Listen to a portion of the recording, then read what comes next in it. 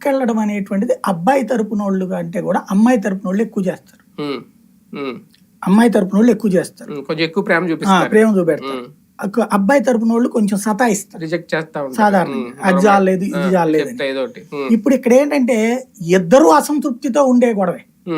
ఇంకొకటి ఏంటంటే తరతరాల విభేదాల వ్యవస్థలని కలపాలనుకునే ఒక కొత్త ప్రయోగం. తరతరాల విభేదం 2 తరాలు 1970లో ప్రారంభమైనటువంటి కమ్మ కాపు వివాదం కదా. ఆ రెండింటిని కలిపేసి రెడ్లతో శత్రుత్వం పెట్టుకోవాలి మా కాపులు అనేది పవన్ కళ్యాణ్ ఫార్ములా.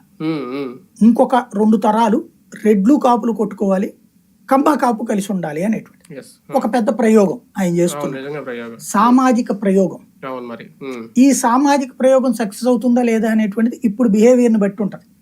ఇప్పుడు కమ్మ సామాజిక వర్గం కాపుల్ని కలుపుకుని తీసుకెళ్తే నడుస్తుంది.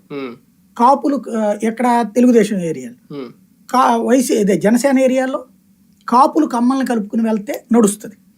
అలా కాకుండా ఎవరి భేషజం వాళ్ళు ప్రదర్శించారనుకోండి, ఆడేందిరా ఇదే ఉందిరా అనేది జనం కూడా వీళ్ళేందిరా అనుకుంటారు. ఒక రకంగా వీళ్ళే పరీక్షలు పెట్టుకున్నారేమో. అంటే తొందరగా కలవడం కూడా కష్టమండి.